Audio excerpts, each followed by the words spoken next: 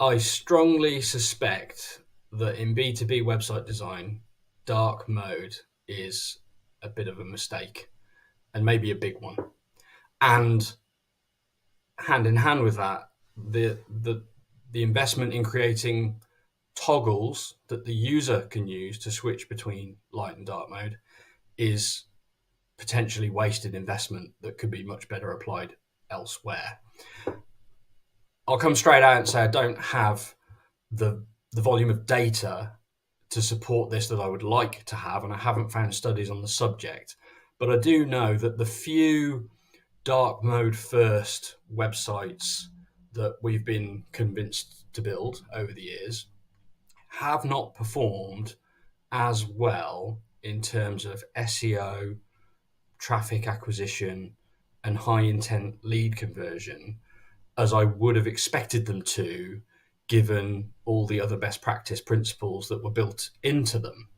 And so it left me quite worried about the potential negative impacts of building a B2B website in a dark first way for that reason. And as I said, I don't have data to support it yet, but if we think about why that might be happening and why that is the case, dark mode is really the resurgence of it anyway, because of course all screens were dark originally, but then backlight was created and we all went light. The resurgence of dark mode comes from mobile device use at night, where a dark mode is more restful to see, and it's generally better for a user that's in a dark environment on a small mobile screen. Now, the vast majority of important visits to a B2B website, and even more importantly, conversions, are not happening at night on a mobile device.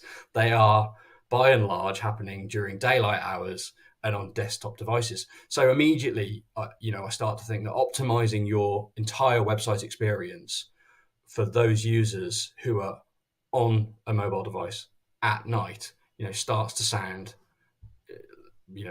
less sensible. And my own impression of dark mode first websites is that during those daylight hour visits, they're not easier to read and they're not easier to engage with. White text on a black background produces some particularly challenging accessibility issues that are even worse for those with accessibility challenges. But I think most people will realize or recognize, when I say that small white text on a black background tends to appear quite fuzzy, quite furry, and it doesn't help me to read it. It doesn't facilitate reading. And of course, reading that text, reading that copy is crucial to forming an opinion that leads to a purchase. And so that presentation, which is suboptimal from an accessibility point of view, I think affects us all. In addition, there's more to creating a dark mode website, if that's what you're going to do, than just inverting the color of the background and the color of the text, and there's a lot more considerations that need to be taken. Text size, the font weight, the coloration of images, icons, headlines, etc., etc.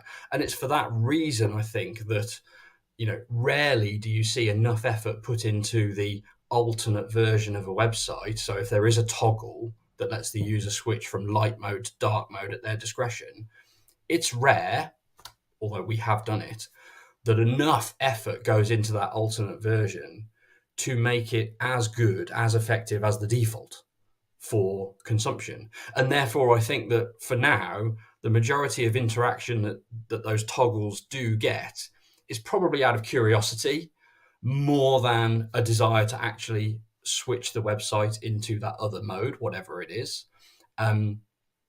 because it doesn't typically lead to an improved, accessibility and engagement, during that core period when most business decisions are taking place. And I think furthermore, if your business is operating on the hope that by optimizing for mobile users at night, you're going to grow, you've probably got some fundamental issues to consider, because that is not where the majority of your high intent conversions are going to happen or take place. Real challenges with creating a website experience that's optimized for that user. And even Apple, who I think a lot of people would hold up as a champion of dark mode and as a pioneer and as somebody to observe and see how they do it, they do a few things that I think hint at why this is an issue for B2B. So one, when you land on a product page on Apple and it's dark, it's very much about the images, the product images, and it's very much about headline copy, which is very big. And the copy never drops below a certain size, never drops below a font size, which is bigger than most paragraph copy on B2B websites, because the length isn't as long. So if you're going to go for dark mode, you've got to think really carefully about, the typography and the copy itself to be able to retain the size that dark mode needs to be legible to all. And the second you click buy on an Apple website, you go to a light page with black text. And I reckon there's a good reason for that, because you're about to convert. And I think that we're seeing Apple say that black text, white background converts better. I'd wager that they have got enough data on that to know for sure. So I think even though Apple is a fantastic example of website design, it isn't necessarily an example to follow when it comes to B2B website design. Dark elements can be used. You'll see websites in our portfolio that have dark hero sections, where the headline copy is large enough to be easily read in that format, and it lends itself to the brand and to the impression we want to create. But we'll typically switch or alternate to white sections below that, because that's what, instinctively and to a certain degree empirically, is what is going to lead to the greatest, the best experience for the visitor and the highest likelihood, we think, of them converting, and converting at the bottom of the funnel, all importantly.